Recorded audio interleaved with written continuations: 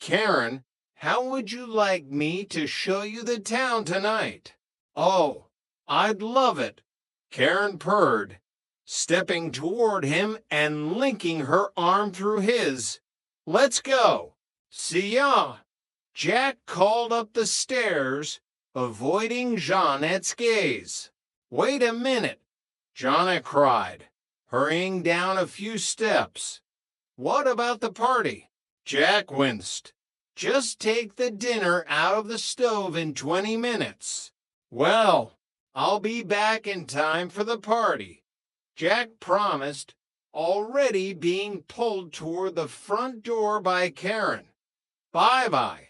Don't be late, Chrissy called out weakly. As the door closed behind them, Jana stood on the stairs, staring at the empty hallway.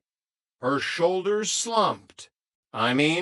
Jack's really a nice person, Chrissy said softly, trying to fill the silence. Jeanette's jaw tightened. Nice think. Back in the apartment, Jana walked over to the kitchen counter where Jack had left his favorite, slightly battered chef's hat. She picked it up. Cheers, Chrissy said, holding up a glass of tap water. Cheers, Jana replied flatly.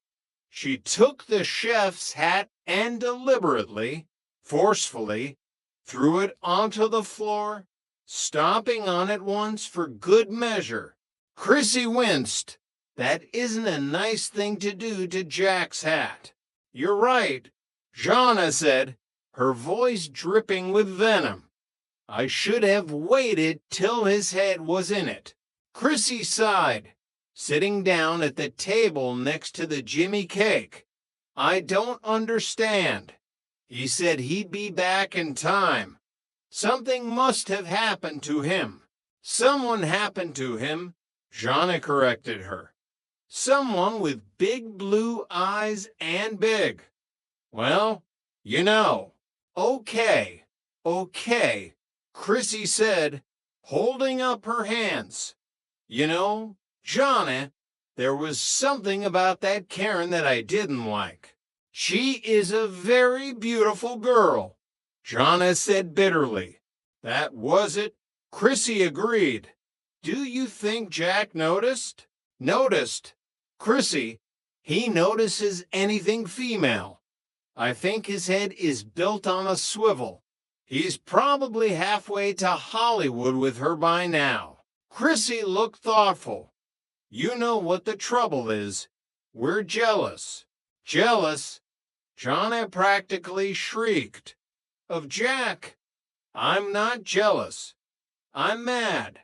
I am furious that he stood us up on my birthday. No, we don't own him, Jana. Remember, he's just a third of the rent. Yeah, Jana muttered. And a great cook, Chrissy added. Yeah, and a watchdog. Then he should be here watching me blow out my candle, Jana said, her voice catching slightly. She sat down next to Chrissy, pulling the cake box closer. Chrissy, do you dig him? Chrissy blinked. He's okay.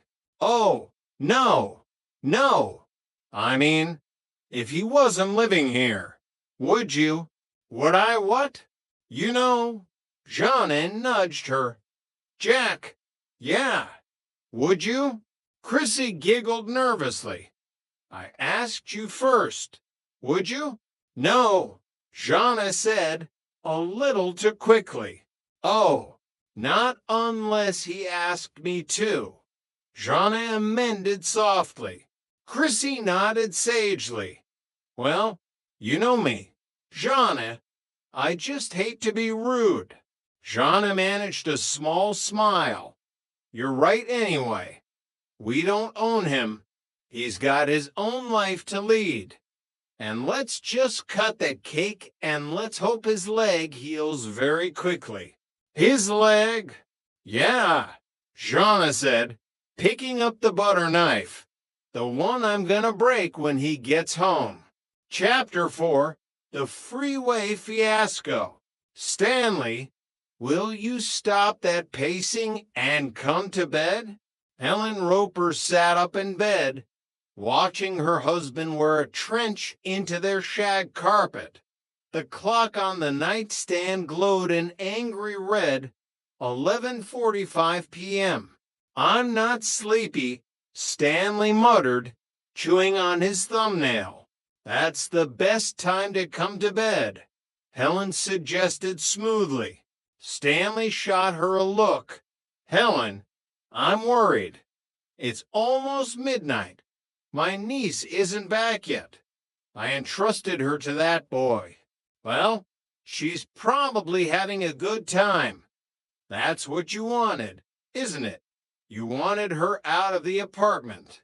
It's not that, Stanley groaned, running a hand over his thinning hair. My car's been overheating lately. It's got a bad radiator hose. I just don't want him to go too far and blow the engine. Helen laughed softly. You don't have to worry, Stanley. She's with Jack. Remember? Stanley stopped pacing. A look of relief washed over his face. You know, you're right. How far can they go? Jack wouldn't know what to do with a girl like Karen if she came with an instruction manual. He took a step toward the bed, then froze. The color drained from his face. Wait a minute. Wait a minute. I just had a thought.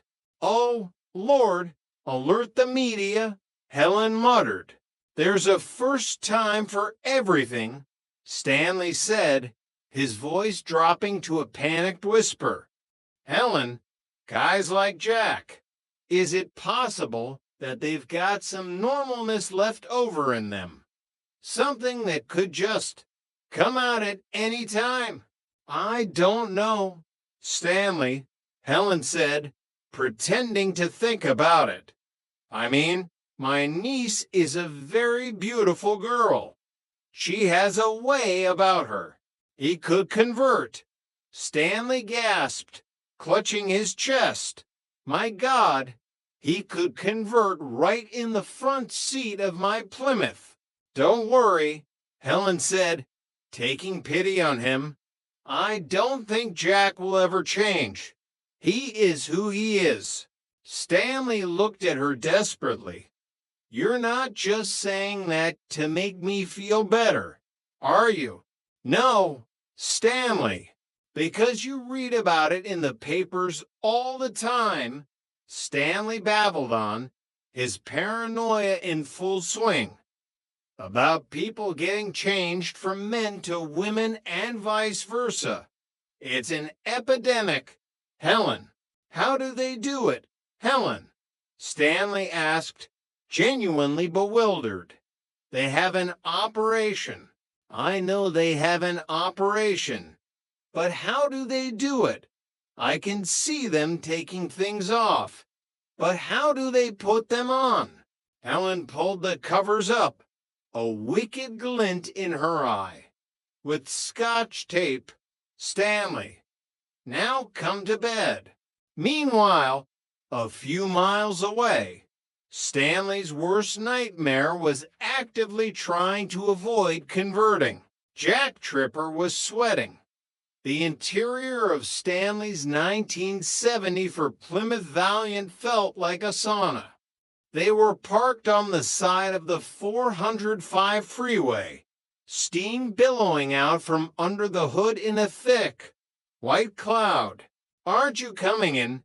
Karen purred from the passenger seat. Jack was standing outside the car, staring helplessly at the hissing radiator.